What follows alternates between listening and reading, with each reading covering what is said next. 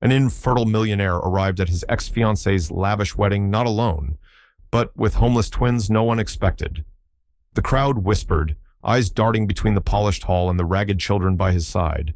Her reaction? Silence, sharp and cold. What secret drove this unlikely gathering? And what truth was about to shatter the polished facade? If you've ever wondered how kindness and reckoning collide in the most unexpected ways, stay with us. And if this story stirs something inside, please like, subscribe, or share your thoughts. It matters more than you know. The chandeliers above the ballroom of the Waldorf Astoria, Chicago, shimmered like captured stars. Gold-trimmed chairs aligned in perfect symmetry. Cellists tuned quietly in the corner. Guests dressed in silks and tailored tuxedos whispered behind glasses of champagne. Everything, down to the last petal on each white rose bouquet, had been arranged to reflect the taste and status of Sophie Lewis, the bride. It was her moment, a moment curated to erase everything before it. At precisely 2:46, the double doors creaked open. The ceremony hadn't started yet, but all eyes turned instinctively. What stepped through wasn't on the program. Jason Bennett entered first, navy suit, no tie, gray at the temples, and calm in the way that unnerved people used to noise. His presence once commanded admiration, but here at the wedding of the woman he once left without explanation, it stirred confusion. Behind him trailed two young girls. They didn't belong, not by the unspoken rules of the room. The older one, about 12, wore a faded burgundy sweater over a plain dress. Her shoes didn't match. Her gaze, however, was steady. Beside her, the smaller girl clutched a stuffed bear so worn its seams showed and looked around with quiet wonder, like she'd never seen a chandelier up close. They walked in silence, Jason nodding briefly to a stunned usher who had no instructions for this. The trio made their way to the back row, passing rows of whispering guests. A few women leaned in toward each other, murmuring names, speculation, and the question hanging in the air. Why is he here and who are they? Sophie stood under the archway of hydrangeas, ready to walk down the aisle. Her makeup was perfect, her gown custom-fitted, and her hand was already resting in Charles Winslow's. But she wasn't looking at him. She was staring toward the back, at Jason. She hadn't seen him since the last conversation ended with silence and a door. Now, he was in her wedding, uninvited, with two children. The room tensed as if waiting for someone to give permission to react. Jason looked up. His expression was unreadable. He did not apologize with his eyes. He didn't speak. He simply let the silence stretch, let it pull the gaze of every person in that ballroom towards something they couldn't define. Then Sophie spoke, voice firm but uncertain. "Who are they?"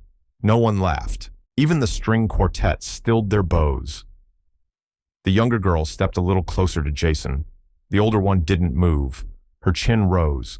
The bear in the little one's arms fell slightly, revealing a stitched name, Emmy. Charles leaned in towards Sophie, whispering something she didn't seem to hear. From the far right, a woman in black, Beth, one of the longtime catering staff, watched the girls more than Jason. Her eyes narrowed as if something about the younger one scratched at memory. Jason finally gave a slight nod to the officiant, as if in apology for interrupting. He didn't explain himself. He didn't need to. The crowd hadn't decided yet whether this was a stunt, a plea, or something worse. They were suspended between judgment and unease. Sophie stepped back a half inch. Her hand slipped from Charles's. No one noticed but the girl Ava, who didn't blink. She kept her eyes locked on Sophie, her expression not hostile, not pleading, but firm. There was something about that child, something in the way her shoulders held their shape, like she had stood alone before. The silence deepened. A guest coughed. Someone clicked a pen.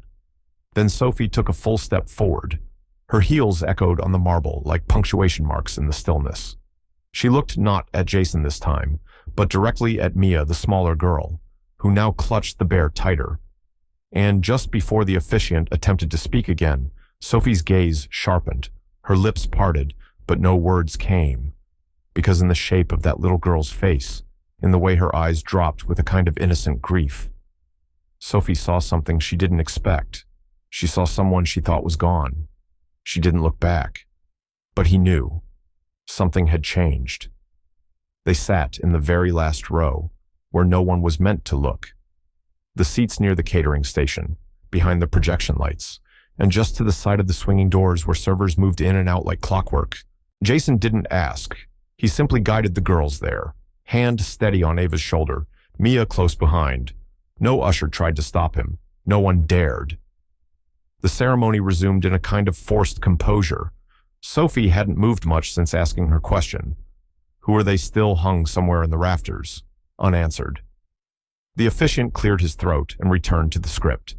Guests leaned forward, smiled too wide, their attention split between vows and speculation. Charles Winslow stood like a statue beside Sophie. He leaned in once, lips close to her ear. Do you want me to have them removed? She didn't reply. Her fingers touched the bouquet, but she didn't grip it. Jason didn't look toward the altar again. His gaze stayed on the small hands beside him, Mia clutching her bear, Ava sitting upright, still and quiet. Their clothes were clean but didn't belong in this room. The contrast was sharp. Designer heels clicked past them. Waiters in crisp uniforms paused, confused by the placement. At the reception, tension had texture.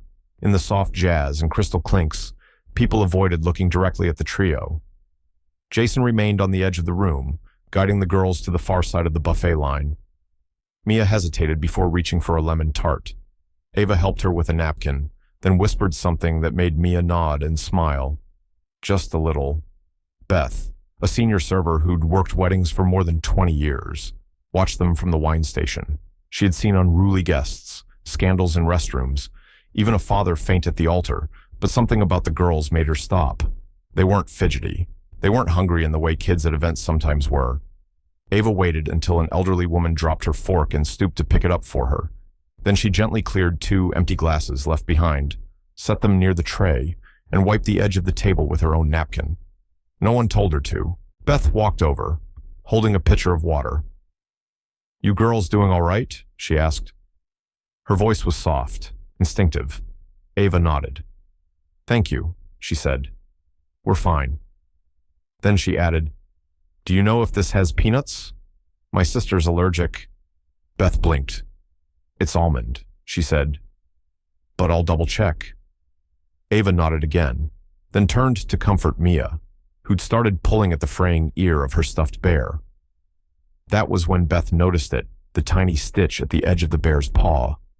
Someone had sewn in the name Emmy with dark red thread, not mass-produced, not from a store. Someone had done it by hand, up front. Sophie circled the guests with Charles, trying to smile, but her eyes kept drifting. She greeted donors, accepted compliments on the floral arrangements, but her posture had shifted. She stood too straight, too still. Charles moved beside her like a shadow trying to cover something it couldn't reach. When they passed near the dessert table, Sophie finally glanced at Jason. Their eyes met, only for a moment. It wasn't fire. It wasn't fury. It was distance, the kind that says you once knew someone, but forgot how they breathe. Beth approached Jason quietly. They're polite, she said. More than most adults here. Jason gave a brief nod. They've been through more than they should have, he said, not explaining further. Mia tugged on Ava's sleeve.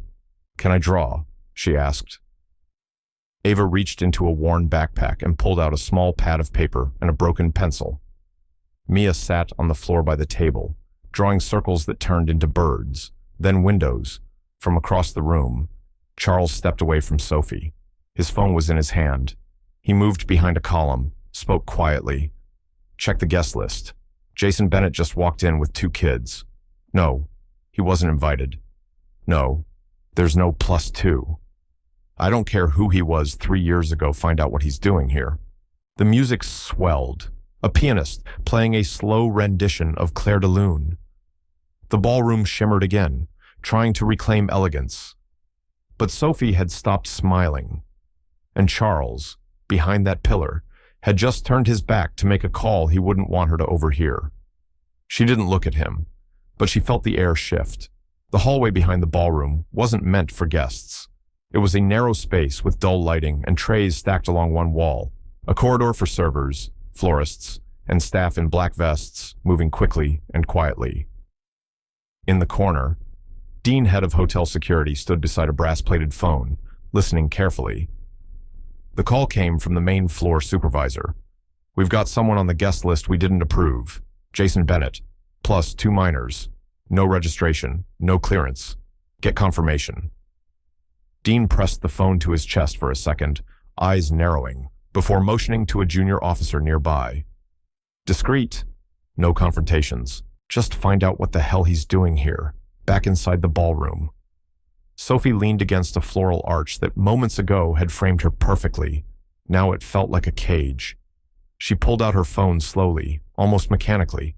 Her fingers didn't tremble, but they hovered a little too long over the screen before she opened the browser. It was still there. The article from 2020. She remembered the headline more than the content. Tech millionaire Jason Bennett calls off engagement amid health crisis. Her thumb scrolled, slow, deliberate. The photo, him in a hospital gown, eyes slightly unfocused, accompanied the words she had read a dozen times back then and avoided ever since. Bennett reportedly diagnosed with irreversible infertility following a climbing accident in Colorado's Arapahoe Basin. She paused. Her gaze shifted up, across the ballroom, and found the 2 girls again. The older one, Ava, was whispering something to Jason, calm and confident. The younger one, Mia, clung to her drawing pad near the dessert table. No chaos, no scene, just 2 children, unnervingly composed. Sophie's jaw tightened. Out near the lounge, a side room set up for younger guests. Mia sat cross-legged on the carpet, sketching with a worn pencil. The drawing wasn't of balloons or flowers. It was a pigeon wing stretched, head turned slightly. She shaded carefully around the eye, then drew a second bird, smaller, beside it.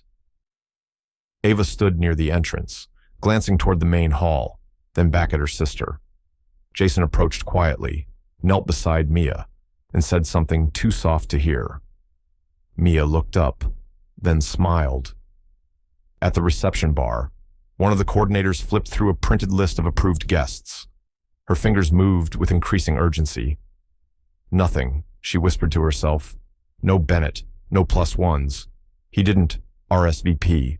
Try under company name," said Charles Winslow, who had slipped up behind her with practiced silence. "Bennett Capital. Maybe." She scanned again, frowned.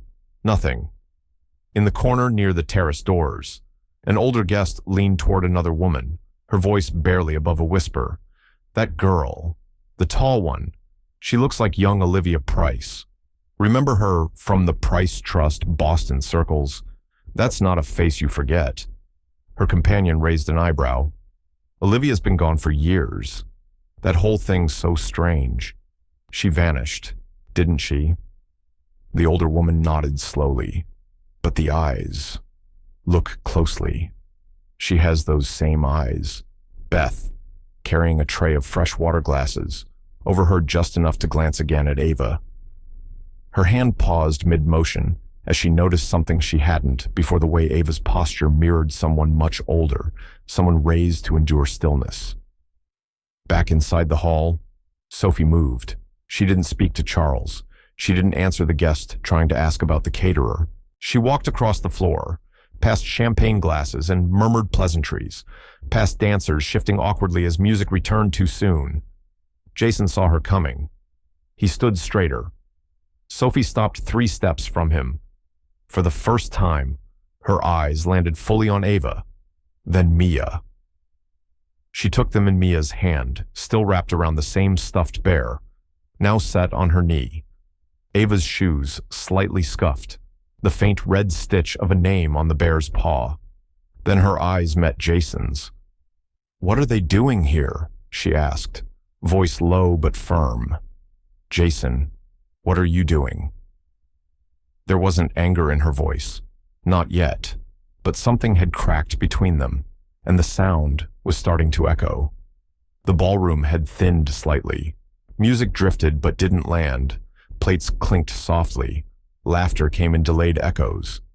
But around the bar, a tighter stillness formed a circle of glances. Breath held just a second longer than usual. Jason stood with his back straight, hands folded lightly in front of him. He had not moved since Sophie asked her question. "They're my nieces," he said at last. His voice was low, steady, as if he'd said this sentence 100 times before, but never in a room like this.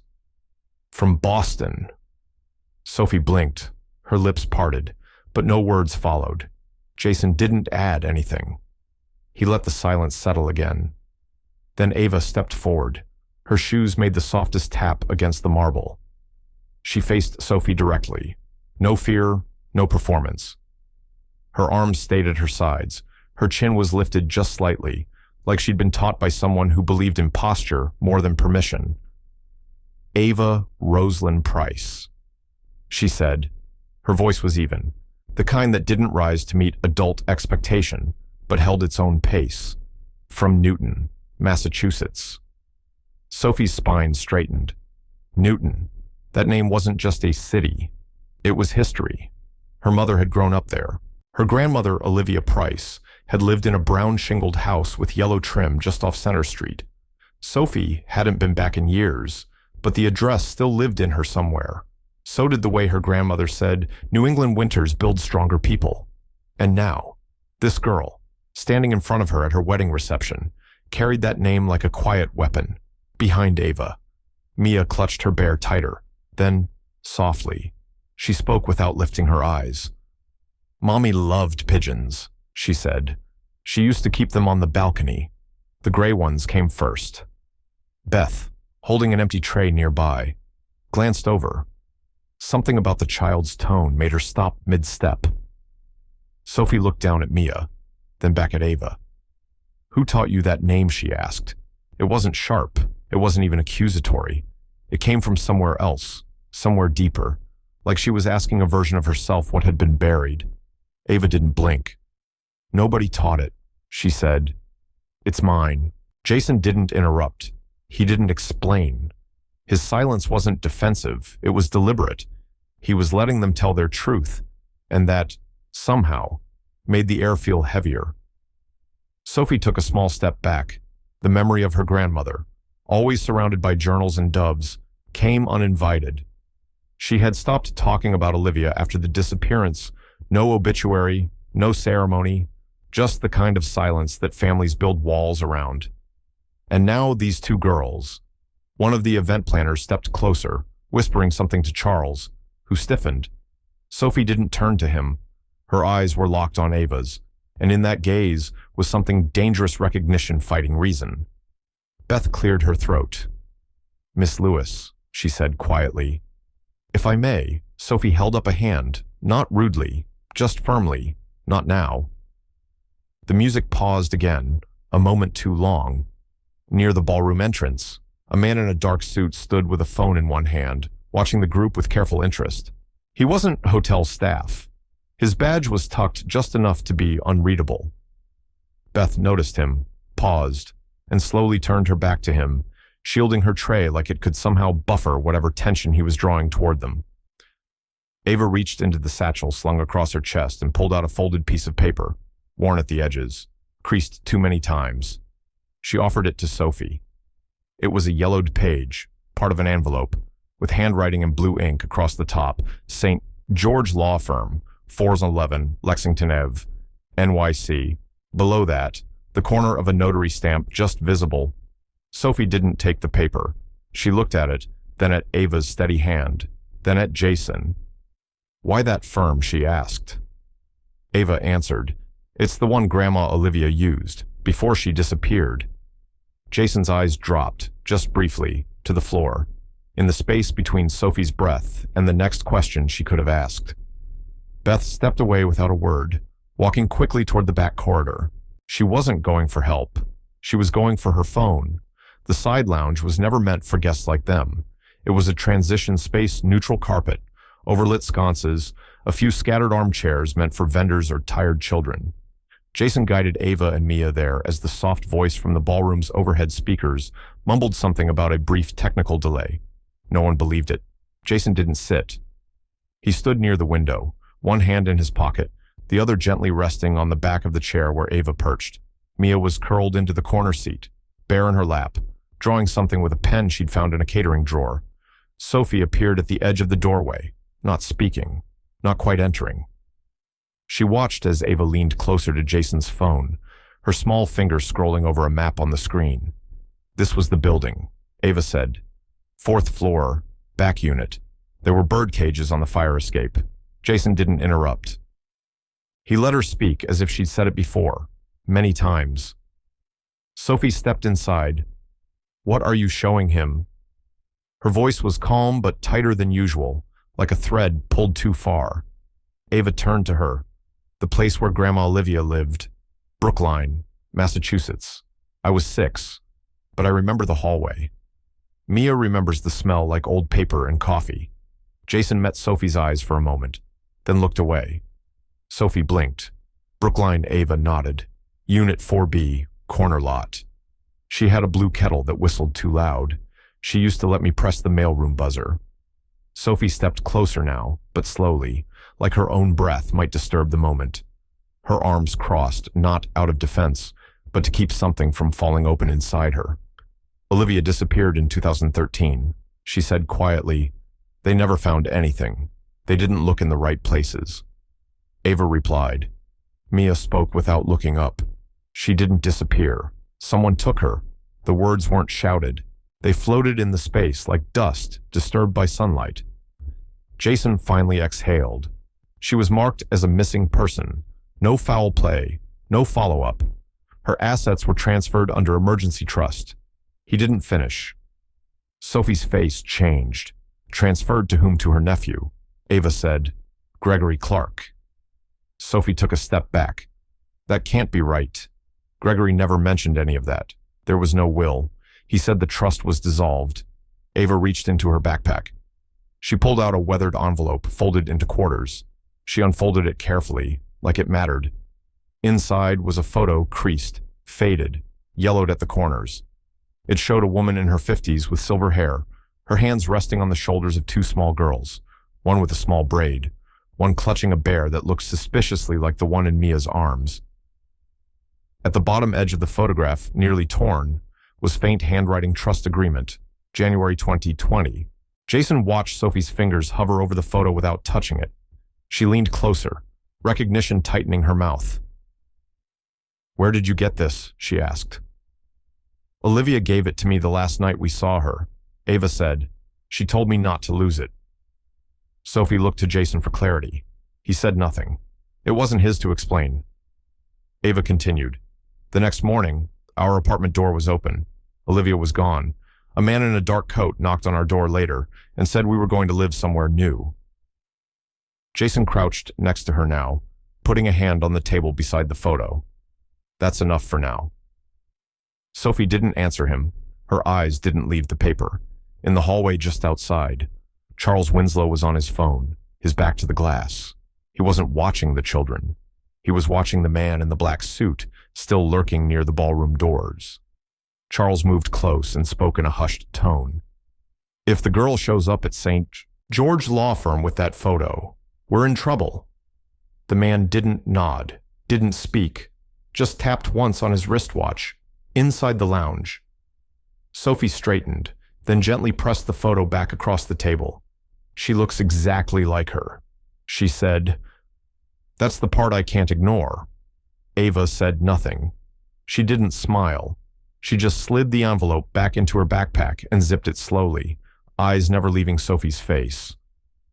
Jason stood up again, his expression unreadable. No one moved toward the door. They all knew someone else already had. Outside the Waldorf Astoria, the city was dimming. Chicago's late afternoon light skimmed across the polished stone as valets bustled and black cars rolled forward one by one. Jason walked quickly, one hand on Mia's shoulder, the other gripping the leather strap of his worn satchel. Ava moved silently beside him, her fingers tugging the bottom hem of her sweater. They said nothing. Not after what had just unfolded. The hotel door closed behind them with a mechanical hush. Jason guided the girls toward the Lincoln Navigator parked at the corner, one of the few vehicles that hadn't been moved by hotel staff out of courtesy. As they approached, Ava's voice rose quiet, urgent. "Uncle Jason," she said, "the file. You dropped it." He froze. Jason turned back. His eyes scanned the steps behind them, the wind catching at paper fluttering near the base of the marble columns. He moved fast, heart quickening back toward the main entrance. The crowd inside hadn't noticed, or maybe they had, and chose silence. By the time Jason reached the steps, it was gone. Thomas, a catering assistant in his early 20s, had picked it up. He was about to return inside when he paused, fingers brushing the flap open out of reflex. He didn't read deeply, but he saw enough. Clark estate dispute. Massachusetts family court, temporary guardianship. Olivia Rosalind Price, listed as deceased, then redacted, then marked status contested. He frowned, flipped one page further, and then saw the photograph tucked inside. A woman in her 50s, strong cheekbones, soft smile standing between two young girls, their arms wrapped around her waist. One girl held a small plush toy. The other was reaching up toward a pigeon perched on the woman's shoulder. Thomas hadn't expected it. Not here. Not today. "Hey," someone called. He turned. Beth was watching from the service hallway, still in her black uniform, holding a tray she'd forgotten to place. She crossed to him quickly. "You okay?" she asked, eyeing the folder in his hand. Thomas hesitated, then offered it to her. It fell, from the guy with the kids. "I was going to give it to the concierge." Beth took the folder, but she didn't walk toward the front desk. Jason emerged again from the curb, eyes sharp now. He moved with the speed of a man realizing something was slipping. "Have you seen a file?" he asked. Breath tight, eyes darting between the steps. Thomas pointed behind him. "I gave it to her. She's with staff." Jason turned, but Beth was gone. He looked toward the service corridor, just in time to see the side door swinging shut. Inside. Beth had ducked into the florist's prep room, one of the few quiet places left in the building. She locked the door. Her hands trembled slightly as she opened the folder and scanned the contents again. It didn't make sense. But some part of her, the part that had raised two boys alone, and had seen more lies whispered in weddings than she could count, recognized weight when she held it. The woman in the photo wasn't just familiar. It was the same woman in an older portrait that used to hang in the dining hall at Langley House in Newton, where Beth had worked summers as a teen. Olivia Price. Beth's phone buzzed in her pocket, a number she didn't recognize, but one she had saved under a single letter G. She answered, her voice low. "I found something," she said, "and I don't think the bride knows." On the other end, the man didn't respond immediately. She could hear wind. Then, finally, "Hold on to it. I'm close." Jason, meanwhile, was back in the hotel lobby, pacing near the reception desk, eyes scanning everyone in uniform. Ava stood just outside the glass doors, one hand shading her eyes, watching the elevators. Mia stayed in the car, quiet, tracing her finger over the window as if drawing birds again. Jason stopped a passing bellhop. "Did anyone turn in a black legal folder?" The bellhop shook his head. "Not that I know of, sir." Jason stepped back. His posture changed shoulders, dropping slightly, not from fatigue, but from something sharper. The kind of quiet a man holds when his leverage has just walked out of the room without telling him. The lobby was noisy now. Charles Winslow walked past him without acknowledgement, speaking into his phone. Jason caught only one sentence. "We're going to need to move faster. She's too close." Jason didn't follow. He turned and walked back toward the doors, past the flower arch where the whole thing had started. Ava looked up at him as he opened the car door. "Did you find it?" she asked. He didn't answer, just looked back once at the hotel behind them, at the glass, at the guests still laughing nervously inside. She didn't look back. But he knew. Something had changed. The air in the loop always smelled different, metallic, pressed through vents, filled with urgency.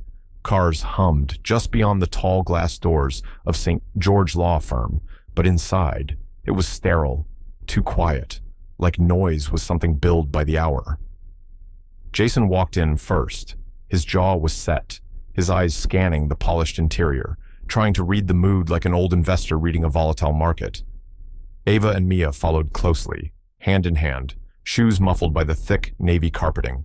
At the reception desk stood a woman in her late 30s with a tight bun and neutral lipstick, the kind of person trained to keep her face still when told difficult things. "We're here to speak with someone regarding the Clark estate," Jason said, his voice even. She didn't even glance at her screen before responding. "I'm sorry, Mr. Bennett. We were instructed not to schedule further meetings regarding that file at this time." Jason blinked once. "By whom Mr. Gregory Clark contacted us this morning. He's requested that all communication regarding the estate be routed through his legal office. The firm is awaiting formal extension of his guardianship authorization from the Massachusetts probate court." "That's not in effect yet." She didn't flinch. "Correct. But he anticipates a ruling within days." Jason breathed through his nose. "So you're refusing to even review the material I have.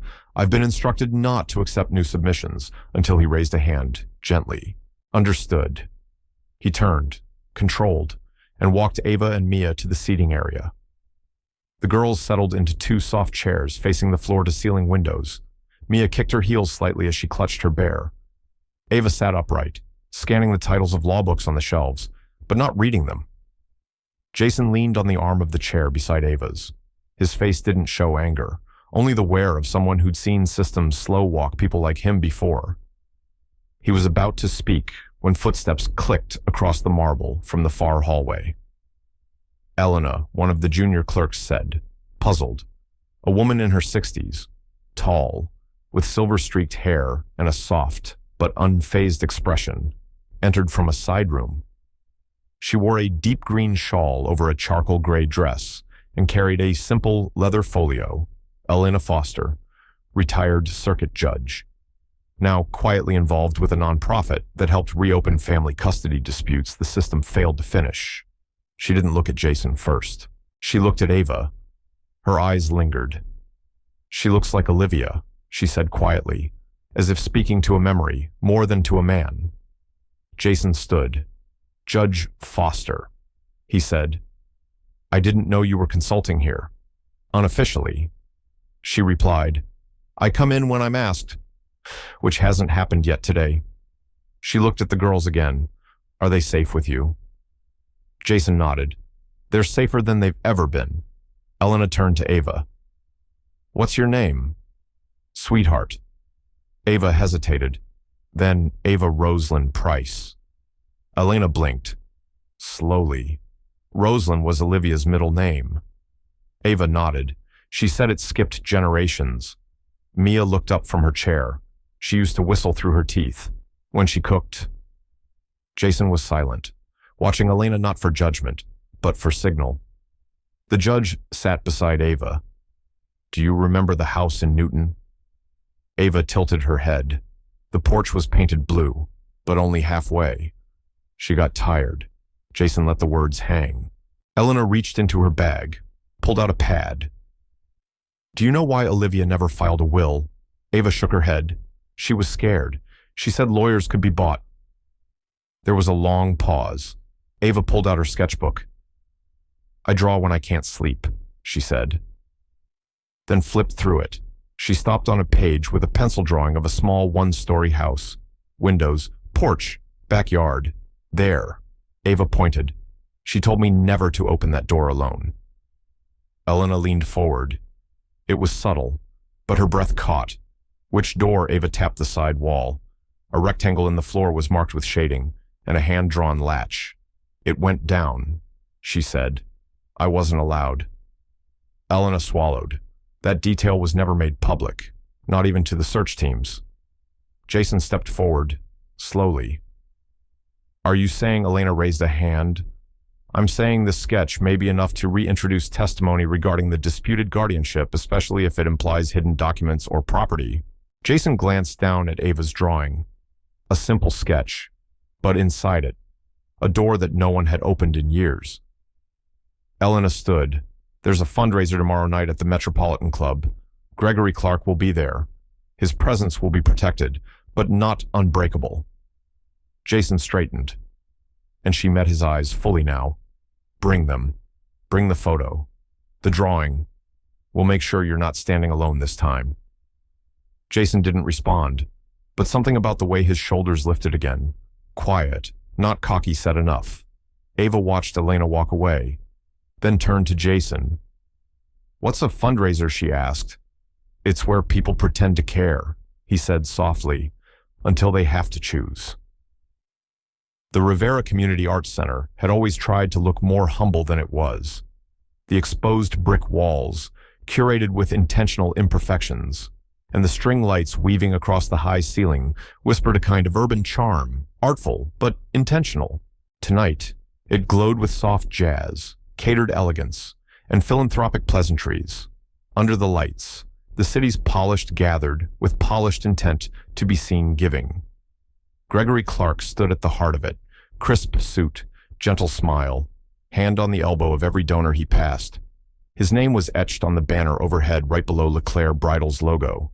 The cause was Noble Homes for Hope, Art Gala for Youth in Transition. But in Gregory's grip, even hope seemed trademarked. Sophie arrived early, as she always did. Her presence brought clicks from camera flashes, nods from investors, and a few whispered congratulations on her recent engagement, but none of it seemed to land on her skin. Her eyes wandered more than they used to. At precisely 8:14 p.m., the entrance lobby stirred. Jason Bennett walked in, flanked by two girls. No invitation, no announcement, just presence. Ava wore the same quiet poise as before, but this time in a navy dress that had clearly been ironed with care. Mia, still clutching the same worn bear, now held Jason's hand tighter, her other hand smudged with graphite. People turned. Forks paused mid-air. No one said it aloud, but the unspoken flowed like a ripple. He shouldn't be here. Gregory's eyes landed on Jason, and his smile didn't falter, but it no longer looked effortless. Sophie saw it all from across the room. When their eyes met, hers didn't flare in anger. It narrowed in study. Not suspicion, something closer to concern. Jason didn't look at Gregory. He took a corner table, away from the stage, beside a tall canvas of an abstract skyline. Elena Foster arrived a few minutes later. She didn't speak to Jason directly, but circled the room slowly, greeting old contacts, sliding folded notes into the palms of select donors. Mia reached for a white napkin on the table and began sketching. Quietly, with deep focus. She drew a dove again, but this time, its wings formed an arc around two small circles in the middle. Two eyes. Ava glanced over, said softly, "She remembers more than you think." In the gallery section of the center, Sophie wandered. She wasn't escaping the crowd she was searching. A part of her that she thought had been buried under silk gowns and public acclaim had stirred the moment Jason walked in. She didn't follow it with logic, just instinct. And then she saw it. A large black and white photo from a past fundraiser, a group portrait, 2015. Olivia Price stood centered, elegant and composed, one arm around a younger Ava, the other resting gently on Mia's shoulder. Both girls beamed, dressed in simple Sunday clothes, but something gnawed at Sophie's gaze. She stepped closer. The plaque below the frame read, Rivera Community Series, October 2015. But Sophie remembered the year Olivia disappeared. She pulled out her phone, scrolled back to an old article headline, Boston Socialite Vanishes, July 2015. She blinked hard. No, it couldn't be. The photo was taken 3 months after the reported disappearance. Unless... She stepped back, breath catching. Unless someone changed the record. She moved quickly back toward the main room, through the polite laughter, past the tables of curated donors, past Elena, who watched her but didn't stop her. Gregory stood with a bourbon in his hand, speaking to a city councilman. Sophie stepped into the circle, interrupted without asking, "Did you forge the dates on Olivia's report?" The words didn't shout. They simply existed, and the room fell into that strange, suspended hush where sound seemed to lean forward. Gregory didn't answer.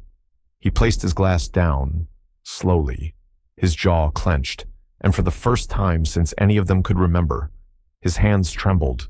The string quartet played on, but the music no longer touched the crowd. It hummed above heads like an echo from another world, untouched, unnecessary. The real silence was in the space between Sophie's question and Gregory's retreat. He didn't flinch, not at first. He reached for his tie, adjusted it with a grace learned in boardrooms and Senate fundraisers. Then, without a word, he stepped back from the circle, turned his body slowly, and walked away. No denial, no defense, just absence, the kind that wealthy men think can shield them from consequences. Sophie stood still, photo in hand. The glossy surface reflected the overhead lights in tiny fractures across Olivia's printed face. It was no longer anger in her expression. It had become something deeper, like standing in a childhood room, half remembered, and realizing what you thought was safety had always been silence, from a distance. Ava pulled gently on Jason's sleeve. Her voice barely rose above the soft scrape of plates. "Uncle, he's going to erase us again, like he did with Grandma." She didn't cry. She didn't shout. She stated it as a fact, learned not from books, but from watching adults rewrite reality. Jason placed a firm hand on her shoulder. He moved toward Gregory, instinct quickening, but Elena Foster had already intercepted. They stood near the wine table, obscured by a tall floral centerpiece. Their words didn't carry, but Elena's posture was calm, firm. Her hand rose, touched Gregory's shoulder. He didn't shrug it off. He set his glass down with quiet force, lips drawn tight. Then he turned, slipped past the staff entrance, and was gone. Sophie watched all of it unfold. No one in the room tried to stop him. That, more than anything, settled something in her chest they all knew, or at least suspected. But suspicion, in rooms like this, wasn't fuel for justice. It was fuel for silence. Jason returned to the table, heart pounding with the wrong kind of anticipation. Then a voice beside him, low and deliberate. "Mr. Bennett." He turned. A man in a dark gray suit, early 40s, offered a quiet nod. "Mark Livingston," he introduced himself. "From St. George." Jason's expression tensed. "I thought Gregory froze the case." Mark glanced at the gallery behind them. He tried, but tonight changed things. "The board has decided to reopen the file. We'll need testimony from Olivia's contacts, from Ava, if she's willing. This fundraiser just gave us momentum." Jason didn't answer. He looked toward the girls, Mia now fast asleep, head resting on her folded arms. Ava sat upright, staring at the door Gregory had vanished through. "She's stronger than most adults I know," Jason murmured. Mark nodded, then placed a card on the table and moved on. Just as Jason turned to Sophie, footsteps approached, soft, cautious. Beth, the older server with tired eyes and a steel grace, stood beside Sophie. She didn't speak right away. Then, without asking permission, she leaned slightly closer and said, "Miss Lewis, I believe you need to hear what Ava told me earlier. It's not just about inheritance." Sophie blinked. Beth's voice lowered. "It's about what happened to their mother." She stepped back, eyes steady. And for the first time that night, Sophie's breath caught not from anger, but from fear. The stainless steel counter in the side kitchen still held the scent of burnt sugar and oversteeped tea.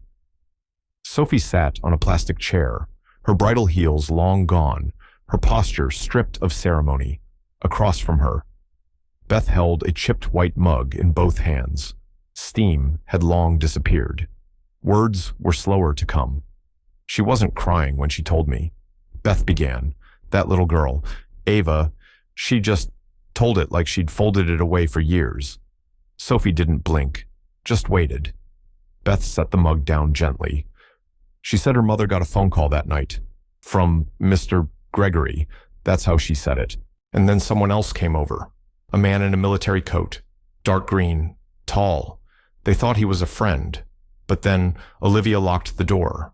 She told them to stay inside, that she'd be right back. She paused. They never saw her again. The hum of the refrigeration unit filled the silence between them. Sophie exhaled through her nose, a sound of disbelief, fighting to stay composed. And Mia Beth looked down. She doesn't say much, but when Ava left to use the restroom, Mia whispered one thing to me, said her mom was sleeping in the storage place. Then she asked if I thought it was cold where dreams go when no one wakes them up. Sophie closed her eyes for a moment. That kind of sentence didn't come from cartoons or overheard gossip. It came from witnessing something you weren't supposed to understand. She stood up slowly, the air colder now. Her voice was even. I need to check something. Beth didn't stop her. Just picked up her mug again and stared at the wall like it might give her back the last 10 years of not knowing. Downstairs, the LeClaire bridal storage vault was dim, its keypad blinking softly in the dark. Sophie still remembered the code. Olivia had set it years ago when they were consolidating files during a financial audit. 0901. Olivia's birthday. Inside. She moved through rows of archive boxes, past seasonal design boards, and folded veils no one had touched in years. She found the cabinet marked Trust and Legal, pulled the drawer open, sifted. The file was there, slightly torn, its paper yellowing at the corners. Her hands moved carefully, turning page after page. Near the bottom, she stopped. There, at the end of the inheritance agreement, was Gregory's signature, bold, clean, unshaken. But the date above it had been scratched out with a pen, then typed over with a new date. Beneath the ink, faint pencil marks remained January 2020, exactly as the photograph had shown. Sophie stared at it for a long time. Her throat was tight, but her fingers stayed steady. It hadn't been Jason who pushed this. It hadn't been the girls. It was her, finally looking. She took out her phone and dialed the number she hadn't saved, but had memorized from Mark's card. "This is Sophie Lewis," she said when the line connected. A pause. "I'd like to testify." Mark sounded surprised, then quiet. "This isn't about Jason," she added, her voice firm. "This is about what we all let happen, what I let happen." Outside. The wind picked up around the glass entrance of LeClaire's headquarters, whistling softly, as if some truth had been cracked open and the air itself needed time to adjust. She hung up, but she didn't move. Not yet. The rain hadn't let up since morning, painting the windows of Jason's apartment in soft streaks of gray. Ava sat on the floor near the heater, legs folded under her, humming quietly as she sketched the same bird again, the one with its wings curved upward like it was flying towards something just out of reach. Mia lay beside her, tracing the outline with a worn crayon, saying nothing. Jason stood at the kitchen counter, staring at his phone. The silence in the room felt stretched, thin like the air before a storm. "He always wore a ring," Ava said suddenly, still sketching. "It had that bird, the same one Mia drew at the fundraiser. I remember it from when he visited Grandma. He never took it off." Jason looked over, the pencil in Ava's hand catching the light. He moved quickly to his laptop and pulled up the photo they'd taken from Olivia's old album, the one with her sitting at a wooden table. Laughter half caught in motion. Gregory stood beside her, hand resting near hers. Jason zoomed in. There it was. The ring. A silver band with an engraved bird wing stretched wide. Not decorative, identifiable, a family crest. Jason opened the scanned documents from the Clark estate dispute. One of the early pages bore the exact same bird etched into the corner of the header, subtle, almost watermarked, meant to look like branding. But now it felt like something else, entirely a stamp on things Gregory never wanted questioned. He called Foster's office. Anything come back from the archive request, he asked the assistant, keeping his voice steady. The reply came after a short pause. Yes. And there's something odd. Jason braced. Olivia Price's medical files were pulled from the Central Health Database 2 years ago. According to the system, she was transferred to a private psychiatric facility under the authorization of a legal guardian. But the signature on the release form is Gregory Clark's, and it doesn't say deceased. It says ongoing treatment. The words didn't land right away. Jason stared at the screen, hand frozen over the touchpad. Ongoing. It meant Olivia might still be alive. Jason stood, dizzy for a moment, where he asked, "What facility?" Another pause. Hope Glen, in Joliet. It's listed as a wellness rehabilitation center, but it's funded by Clark Foundation, Jason said before she could finish. He ended the call and turned. Ava was still sketching. Mia was now at the far corner of the room, standing quietly, eyes locked on Jason's screen. She pointed. "That's the room," she said softly. "I remember that window." Jason frowned. "Mia, what do you mean?" She walked over, her small finger tapping the image of Olivia's photo again, specifically at the upper right corner, where a square window reflected a curtain of ivy and a sliver of light. There were 2 birds outside. Mia whispered. "One flew away. Mommy said the other one was me." Jason looked closer. The window, tall, rectangular, with a narrow arch, matched the architecture of the Hope Glen building, specifically its west wing, a structure most assumed to be offices or unused rooms. He sat down slowly. Sophie's voice came in then, sharp, through the phone. "I spoke with Judge Elena. My testimony's scheduled." Jason didn't respond right away. Then, after a breath, he said, "Sophie, I think your mother's alive." The line went quiet, and then, almost too low to hear, "I always thought that night didn't end right." Jason looked at the photo again, then toward the girls, then back to the crest on Gregory's ring. Somewhere in Joliet, in a building marked by charity, a window waited, and behind it, maybe a woman no one had dared to look for. Mia sat back on the carpet, and in her small voice, she whispered something only Ava heard. She didn't fly away. She's still waiting. The hallway outside courtroom 5A smelled faintly of pine disinfectant and nerves. The kind of scent that settled on your skin, like something permanent. Sophie's heels echoed down the corridor, each step unhurried, but heavy. Jason sat near the corner, Ava curled at his side, Mia doodling quietly on a torn envelope with a dull pencil. Across from them, Elena Foster stood still, a thick folder clutched against her chest, her eyes following Sophie as she approached the doors. No words were exchanged, just a nod, not of encouragement, just understanding. Inside, the room held its breath. The judge presiding wore a neutral expression, though his glance flicked to the clock on the wall. Jason remained at the back, behind a glass partition reserved for observers. Sophie took the stand. The oath was brief, the hush afterward, longer. "My name is Sophie Lewis." She began, her voice steady but tight. "And I'm here not as the bride whose wedding was interrupted, but as the daughter of Olivia Rosalind Price." Somewhere in the gallery, a pen clicked and then went silent. She didn't read from a paper. She spoke like someone who'd rehearsed every line in her head for years, without knowing why. The night of the fundraiser, the photograph with the altered timestamp, the children who remembered too clearly, the trust fund wired to LeClaire Bridal only 3 weeks after her mother was declared missing. The signature, Gregory Clark's, filed under a date that had been scratched out, rewritten, then reprinted. "No one asked questions then," she said, "because the man behind it all had money. He had attorneys, and we had silence." The opposing counsel rose, interjecting a motion for continuance, citing lack of the defendant's presence and ongoing jurisdiction review. The judge leaned forward, weary. Then came the soft voice. "Your Honor, if I may." Beth stepped forward from the rear row, still in her server's uniform, though the apron was gone. She held nothing. No paper. No phone. Just her hands, clasped in front of her, slightly shaking. "I worked the event where this all started unraveling," she said, "and I remember the moment Ms. Lewis looked at those girls. It wasn't confusion.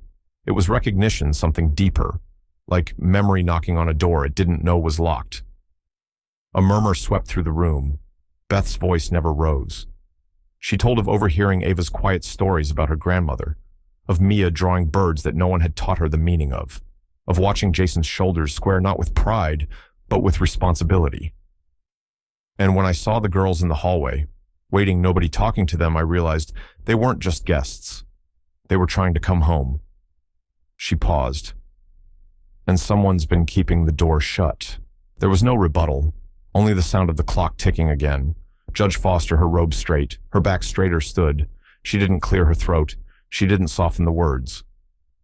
"Unless your client appears in person within 48 hours, she said slowly, looking directly at Gregory Clark's legal team, "we will proceed with emergency reassignment of custodial rights on public record." And she brought the gavel down. Outside the window, the rain was beginning again, soft against the glass. Jason didn't move, but Ava had already turned to him, eyes wide, not in fear, but in something older, like waiting for a truth that had finally been spoken out loud. And Mia, quiet as ever, drew one more bird on the envelope this time, flying toward an open window. Gregory Clark entered the courtroom at 9:02 a.m., exactly 2 minutes past schedule, but every inch of his presence was deliberate. He wore a tailored gray overcoat draped across his shoulders, a deep red tie that caught the light, and an expression that said he knew how every piece on this board was supposed to move. His eyes scanned the room like someone assessing liabilities, not people. When they landed on Sophie and Jason, his gaze was almost bored. Then he saw the girls. Ava was standing, not behind Jason, but just to the left of him. Her arms weren't crossed. Her hands weren't clenched. She stood with the quiet posture of someone who had waited long enough. Gregory paused. A breath caught. His jaw tightened, not enough for most to notice, but Sophie saw it. Ava tilted her head, voice clear but low. "You said we were too young to remember," she said. "You were wrong." A sharp silence fell, rippling outward like a dropped glass in a cathedral. Gregory blinked, recovered, and took his seat beside his legal team without offering a response. Judge Elena Foster, now presiding on record, opened the hearing with a firm tone. "Mr. Clark, we are here today to address serious concerns regarding your legal stewardship over the Price Trust, the suppression of medical records related to Olivia Rosalind Price, and statements made concerning the 2 minors currently present in court." She didn't ask if he understood. She simply began. Jason sat still, one hand resting across his lap, the other lightly on Mia's shoulder. Sophie sat upright 2 rows behind, a copy of the photo from the gallery pressed between her fingers, the image of Olivia caught in time. No one dared whisper. Even the court stenographer typed more quietly than usual. Then came the turn. Mark Livingston, calm and controlled, stood with a flash drive in hand. He spoke plainly. This audio was obtained via a routine backup of a Zoom meeting between Mr. Clark and his internal estate counsel. The file, previously encrypted, was mistakenly stored under a joint server maintained by his assistant, who has since resigned. He inserted the drive. 1 click. The judge gave a nod. At first, just static. Then Gregory's voice flat, clipped, unmistakably his. "The girls are liabilities. As long as no one knows they exist, the trust remains clean." The entire courtroom held still. Gregory's head turned slightly. No denial, no protest, just the creak of his chair as he leaned back. Ava lowered her eyes. Jason reached over, took her hand gently, and didn't let go. The recording played a second time, not because it was needed, but because the judge requested it. Gregory's attorney attempted to interject something about context, something about private deliberations, but Elena Foster's voice cut clean through. "We'll break for 10 minutes. She rose, so did everyone else. In the hallway, the noise returned heels, murmurs, phones being checked. Jason stayed in the alcove outside the chamber door, elbow resting on the back of the bench. Ava was by the window, watching raindrops gather on the pane. Sophie approached, slowly. She didn't sit. but stood just beside him. 3 years ago, she said quietly, I left because I didn't believe in you. Jason didn't turn. I see you now. Her fingers brushed Mia's shoulder in passing soft, like she was still learning how to touch what she'd once feared to feel. Mia looked up, but said nothing. And Jason, still watching the door they'd all just exited from, gave the smallest nod, as if somewhere in the silence. He'd heard her. The courtroom hadn't cooled since the break. If anything, the air felt thicker, like something enormous had cracked, but hadn't yet fallen. Elena Foster sat with her hands folded on the bench, her robe a shade darker than usual under the dome light. Jason stood behind the girls, his hands pressed flat against the back of the pew. Sophie sat to the right, arms crossed, but not in defense. She wasn't guarding herself anymore. Elena's voice came quiet, but firm. Miss Ava, would you step forward? The stir was immediate. Gregory's lawyer stood. Your Honor, she's 11. This is not appropriate. She's here. Jason interrupted, steady, and she asked me if she could speak. Elena turned to Ava. Are you ready? Sweetheart. Ava didn't nod. She simply stepped forward. The room adjusted around her. A child in a navy cardigan, curls pinned neatly, but a stare that had already outlived more truth than anyone expected her to carry. She climbed into the witness chair without help. Her feet didn't reach the floor. Her voice cracked on the first word, then again on the second. But by the time she reached the part about the night her grandmother disappeared, her hands stopped shaking. I saw him. Mr. Gregory. He came through the back gate. He told us to stay inside, that Grandma was just going for medicine. She paused, looked to her left. Mia was sitting with a paper in her lap, drawing lines across a folded napkin. There was another man. Ava said. He wore a green jacket. There was blood on the sleeve. He didn't talk, just followed Mr. Gregory. She described the rooms, the basement door, the locked cabinet, the light that flickered, and the window that Mia still sometimes drew with only one pane open. She never came back. Gregory didn't move. Mia lifted her picture and held it in both hands, quietly. Jason glanced down. The sketch was rough, but unmistakable Hope Glen. The courtyard, the stone wall, the iron gate she had never been taken to but somehow remembered. Ava's breath hitched near the end, not from fear, but from something else. Grief, maybe. She told us to stay quiet, but no one ever came to ask. Elena didn't look away. She let the words hang. Outside the windows, Chicago's wind rolled past the stone like it had somewhere else to be. The ruling didn't come with a loud bang. It came as a statement, spoken slow and direct. The court moves to suspend all active rights of guardianship and fiduciary control from Mr. Gregory Clark, effective immediately. Gregory didn't stand. He didn't speak. Elena continued. An independent investigation will be initiated involving St. Clair Medical and Hope Glen Residential Center. Temporary custody of Ava and Mia Price is hereby granted to Mr. Jason McKay, pending review. Jason didn't smile. He didn't move. He only turned toward the girls and gave a single nod. Ava stepped down, and then, quietly, everyone began to exhale. Sophie reached out, touched Mia's hand, her voice soft. You were brave. But Mia didn't look at her. She was staring past the courtroom doors into the hall. Jason turned. She was there, a woman, thin, weathered. Silver gray hair pulled into a loose bun. Her coat hung too long, and her shoes didn't match, but her eyes. They stopped time. No one knew how she got in. No one called her name, but she didn't need to. Jason froze. Ava blinked once, then stepped forward. The woman didn't speak. She just looked at Sophie for a long time, then turned her eyes back to Ava and nodded. The storm had passed overnight, leaving the city with a heavy quiet. But inside the sterile halls of Hope Glen, life was waking to a truth long hidden. The team from Cook County, accompanied by state police and court officials, arrived unannounced early that morning. The once quiet facility now felt like the center of a brewing storm.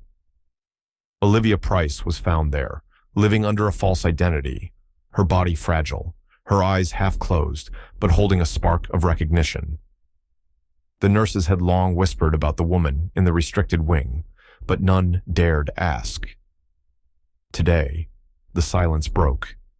Jason, Sophie, Ava, and Mia sat together in the small recording room at the Foster Law offices, the air tense with anticipation. The door clicked shut behind the court stenographer as Olivia's soft voice filled the room. Each word was painstakingly recorded, layered with years of pain and hope. "I didn't think anyone would remember me," Olivia whispered, her voice barely audible. "But they did." Her tale unfolded slowly, revealing a truth that few could have imagined.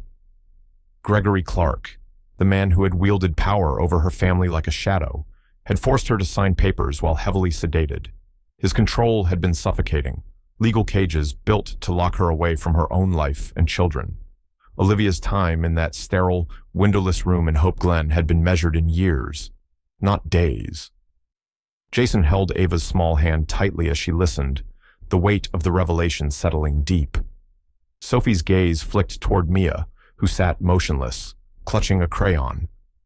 Each remembered fragment of the past was now tethered to undeniable proof. Olivia's voice faltered, but grew stronger with each detail.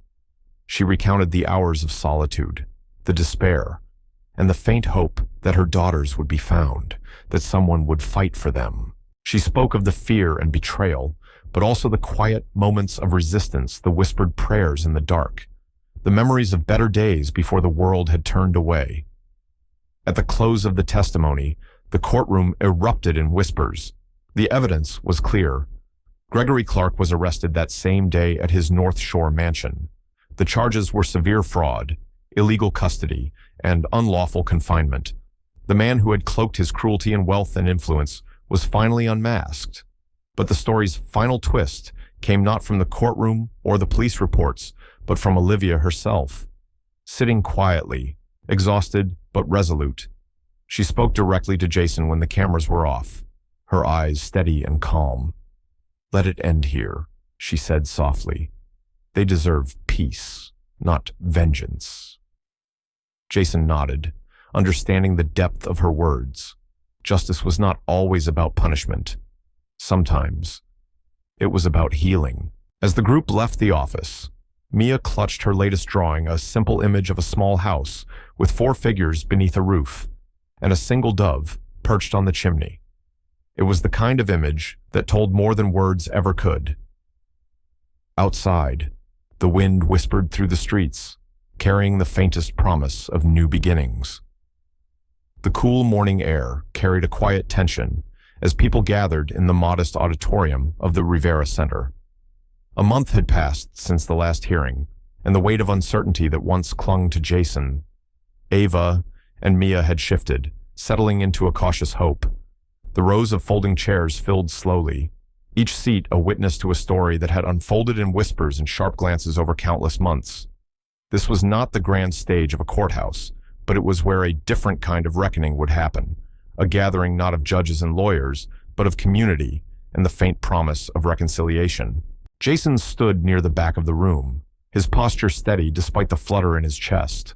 Beside him, Ava clutched his hand tightly, her eyes wide, but shimmering with the first real sense of safety she had known in years. Mia sat on a low bench, her small fingers tracing the worn edges of a folded drawing, the same image of the house, with the dove that had come to mean so much to all of them. Olivia was there too, seated at the front with a fragile grace that belied the ordeal she had endured. Her gaze swept the room slowly, and when it landed on Ava and Mia, a tender smile flickered, brief and bittersweet. Sophie stood close to Jason, her presence both familiar and distant.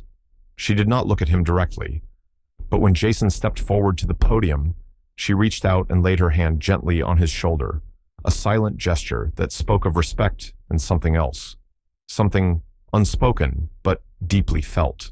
The room hushed as Jason began to speak, his voice steady, yet carrying the weight of everything that had led to this moment. "Family isn't always where you start," he said. "It's where you choose to stay." Those words hung in the air, simple but profound. No applause broke the stillness. No flowers were handed or cameras flashed. Instead, there was something more enduring, a shared recognition that the battles fought here were not about vengeance or triumph, but about the quiet, persistent hope for healing and belonging. Across the room, faces that had once held skepticism softened, eyes that had doubted now glistened with unshed tears. Ava and Mia were no longer just children caught in a legal battle. They were the rightful heirs, recognized officially by the state of Massachusetts, their place secured not by wealth, but by truth. Olivia had chosen to forego reclaiming her estate, directing the inheritance instead into a scholarship fund bearing her mother's name, the Rosalind Doves Foundation, a legacy of compassion and second chances. Sophie didn't turn to face Jason, but she slid her hand into his, her fingers closing gently around his as she whispered, "You're their home now, and maybe that's enough." Jason nodded, a quiet acceptance settling over him. There was no grand victory, no triumphant finale ringing through the halls. There was only the fragile beauty of repair, the slow knitting together of lives broken and scattered. As the three of them stepped away from the podium, the large glass doors of the auditorium swung open. A shaft of warm sunlight spilled across the corridor, illuminating the walls where Mia's drawings hung in the silent testament. The painting of the three figures beneath a leafy tree, a flock of doves rising skyward, seemed to breathe with the promise of new beginnings. No one spoke as they left. No words were needed. The story was no longer about loss or injustice. It was about what comes after the quiet courage to choose family, to find peace, to forgive. And in that moment, Jason knew he would walk forward, not because the past had been erased, but because he had chosen to stay. She didn't look back, but he knew something had changed. The soft glow of evening settled over the city, shadows stretching long and gentle. In the quiet spaces between words and silences, something subtle took root, a hope that wasn't loud or urgent, but steady and real. It wasn't about fixing everything all at once, but about the small moments where trust quietly rebuilt itself. Sometimes the bravest thing isn't a grand gesture, but the decision to keep trying, even when the outcome is uncertain. As the light fades and the day closes, the question lingers, what would it take for us to truly see one another, just a whisper in the dark, enough to hold on to?